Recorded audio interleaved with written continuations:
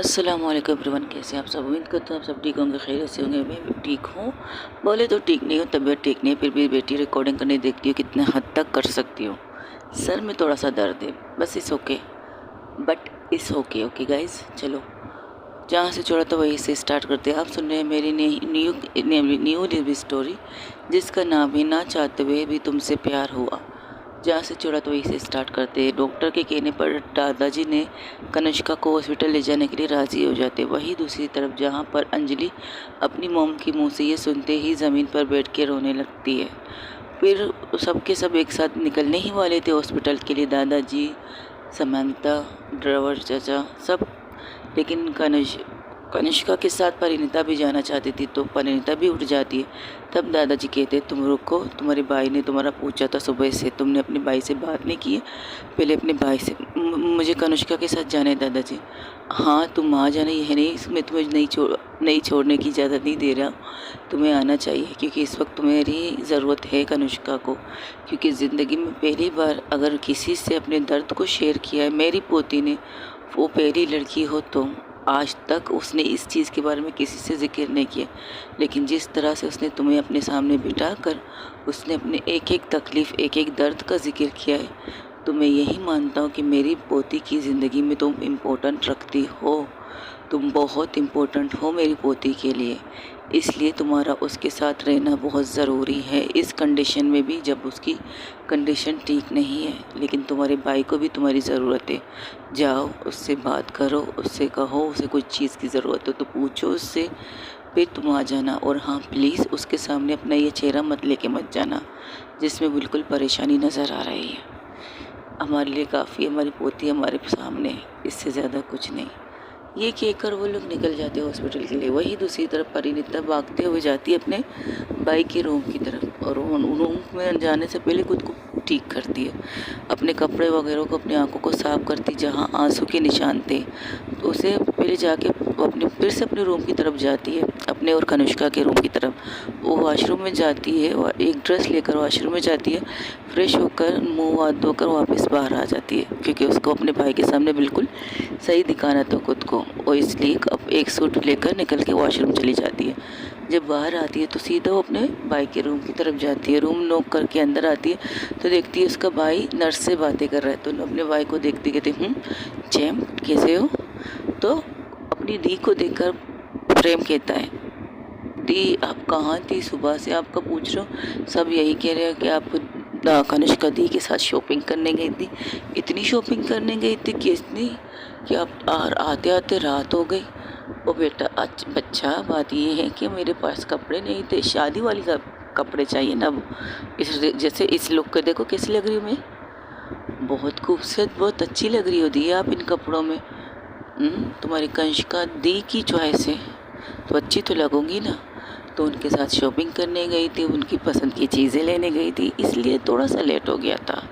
अब तुम्हारे सामने आ गई, देखो कैसे लग रही हूँ, परफेक्ट, बिल्कुल एक हीरोइन लग रही हो दी आप, और बहुत खूबसूरत लग रही। कनिष्का दी कहाँ है? उनसे भी नहीं मुलाकात हुई। सुबह एक दफ़ा आई थी मेरे रूम में। सुबह आई थी कब? जब मैं सो रहा था, लेकिन जाग रहा था, और उन्होंने मुझे देखा। उन्होंने कहा मुझे किसी चीज़ की ज़रूरत है, तो मैंने कहा नहीं, मुझे वॉशरूम जाना है। नर्स जी इस वक्त सो रही, तो उन्होंने कहा ठीक है, मैं लेके चलती हूँ, ज़्यादा परेशानी की बात नहीं है ना, अगर कहो तो नर्स को उठा लो। नहीं नहीं, मुझे बस सुसु करनी है। मुझे शर्म आ रही थी उनसे ये कहते हुए। तो उन्होंने मेरे सर पे बालों को सहलाते हुए कहा, जिस तरह तुम्हारी परी दी तुम्हारी दी है ना, उस तरह मैं भी तुम्हारी दी हूँ, ठीक है? अपने आप को अनजान मत समझो मेरे लिए। मैं तुम्हारी बहन की तरह नहीं हूँ, बहन की तरह हूँ, बट तुम्हारी जीजा भी हूँ। अब तुम बताओ, तुम मुझे जो नाम देना चाहो वो सही। जीजा जी ठीक रहेगा जीजा जी। नहीं, दीदी कह दो, जीजा जी और कोड लग रहा है मुझे।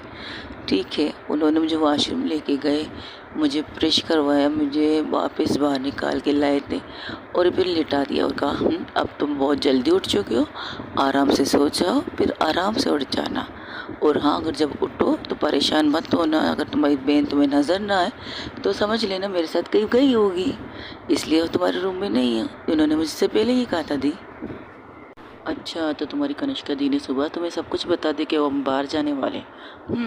तुमने खाना खाया, नाश्ता किया, डिनर किया रात का? सब कुछ कर लिया, आपको देखना था तो आपको भी देख लिया, अब मैं सोने वाला हूँ, गुड नाइट दी, गुड नाइट। वो नर्स की तरफ इशारा करती हूँ, उसे बाहर बुलाती हूँ, कहती हूँ सब कुछ ठीक है, कुछ प्रॉब्लम तो नहीं है, कोई परेशान नहीं कर रहा? नहीं, आपका भाई बहुत समझदार है। ऊपर से जब कनिष्का मैडम आई थी इससे बात करने के लिए, उसने बहुत कुछ समझा इसे, कहा तंग मत करो किसी को, ये जो तुम्हारी दी है ना, जो नर्स दी आ रही आई हुई है तुम्हारे लिए, उनको बिल्कुल तंग मत करना। उन्होंने अपना सब कुछ बहुत सी चीज़ें छोड़कर आपको देखने, आपके केयर करने आई है, तो उन्हें तंग मत करना, बिल्कुल मत करना। किसी चीज़ की भी ज़रूरत हो, उसने फ़ोन दिया, टेलीफोन, मोबाइल फ़ोन, ये फ़ोन है, इसमें सबसे पहला नंबर मेरा है, इसके बाद आपकी दी का नंबर है, ओके। अगर कोई भी परेशानी हो, कोई भी आपको इस घर के अंदर तंग करे, कोई भी कुछ कहे, आप डायरेक्ट मुझसे बात करना, ठीक है? ठीक है। इसके अलावा भी बात कर सकती हूँ ना दी? तो वो सारी बातें बता रही थी परिणीता को, जो कनिष्का के साथ उसने की थी प्रेम ने। तो कहती बिल्कुल, इसके अलावा भी तुम मुझसे बात कर सकते हो, यहाँ तक अपनी दी से बात कर सकते हो, ठीक है? आपकी दी के पास आपको उनका पुराना मोबाइल है, अभी तक मैंने उसने नया मोबाइल गिफ्ट नहीं किया है, जब गिफ्ट करूँगी तो आपको नए मोबाइल से।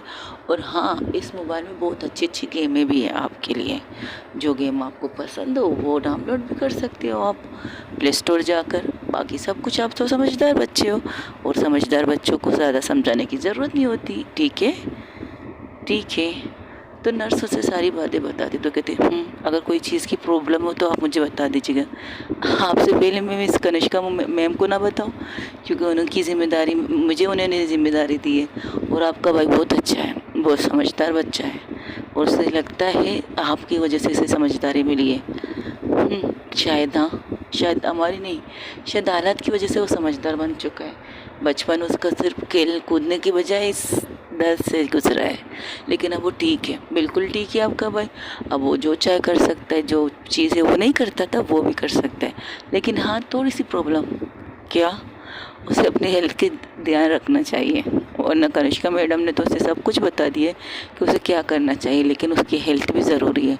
और आई थिंक आपके होते हुए और उनके होते हुए इनकी हेल्थ, इसके हेल्थ को कोई प्रॉब्लम नहीं होगी। और रेगुलरली कोई ना कोई आता है इनसे मिलने के लिए, इनकी पूरी फैमिली, जितने भी लोग यहाँ रहते हैं ना, सबके सब आते हैं। कनिष्का मैडम की मॉम, डैड, उनकी सिस्टर्स, उनके कज़न्स, उनके बुआ, उनकी बुआ के हस्बैंड, एवरीथिंग आते हैं इससे मिलने। सुबह से कितने चक्कर लगाते हैं मुझे नहीं पता, लेकिन हर कोई आता है, उससे बात करता है, और सबसे बात करके वो उसे अच्छा फील होता है, और सब खुश हैं इस नए मेंबर के साथ। और लगता है आपके साथ भी सब खुश होंगे। मैं बाहर जा रही हूँ, शायद मैं सुबह भी ना पाऊँ, शायद कुछ टाइम लगे। अगर वो मुझसे मेरा पूछे तो उससे कहे ना मुझसे कॉल पे बात करे, और अगर कनिष्का का पूछे तो तब भी कहना उसके मोबाइल पर कॉल करें, ठीक है?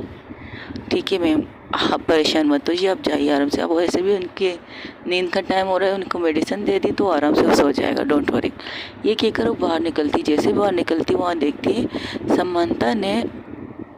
समानता अंजलि को कंसर्व कर रही थी, उसे समझा रही थी, देखो फ़िलहाल इस वक्त रोने से बेहतर है हॉस्पिटल चलो, वहाँ कनिष्का की कंडीशन ठीक नहीं लग रही मुझे। जैसे ही ये सुनती है तो कनिष्का की कंडीशन ठीक नहीं है, तो सीधा आती समंता के पास, क्या हुआ है उन्हें? तो उनको देखकर वो चुप हो जाती। मैंने पूछा कनिष्का को क्या हुआ है? आई डोंट नो, बट इसकी कंडीशन यहीं से तो ख़राब लग रही थी, और हमें इस वक्त हॉस्पिटल में होना चाहिए। ठीक है चलें, अंजलि चलो, उठो, शाबाश उठो। ये कहकर सब पूरा घर एवरीवन, उसके कज़न, उसके ब्रदर, सब के सब। लेकिन शौक तो सब तब होते जब दरवाजे के सामने कुछ गिरने की आवाज़ आती है। जब सब पलट के देखते हैं, वहाँ पर इस घर का बेटा, जो अंजलि के साथ, अंजलि ट्विंस था, अंजलि के साथ उसका भाई भी पैदा हुआ था, लेकिन उसकी शादी के बाद फ़ौरन ही बाद उसकी बहुत बड़ी अच्छी नेशनल कंपनी, यानी कि बाहर के मुल्क में नौकरी लग गई थी, तो उसने अपनी बीवी के साथ वहाँ रहना प्रेफर किया था, यानी कि वहाँ रहना पसंद किया था। और उसकी वाइफ, उसकी आंखों में भी आंसू थे, और उसके हाथ में था 3 साल हो गए थे उनकी शादी को, तो 3 साल का जुड़वा बच्चे, एक लड़का एक लड़की। वो उसकी गोद में, एक बाप की गोद में थी, एक माँ की गोद में थी। जब सब उनको देखकर तो सबसे ज़्यादा शौक होती है कनिष्का की माँ। वो उनकी तरफ देखकर हैरान थी। उन्हें सरप्राइज़ देना था, लेकिन लगता है अब इनकी ज़िंदगी एक बहुत बड़ी सरप्राइज़ से गुजरने वाली है।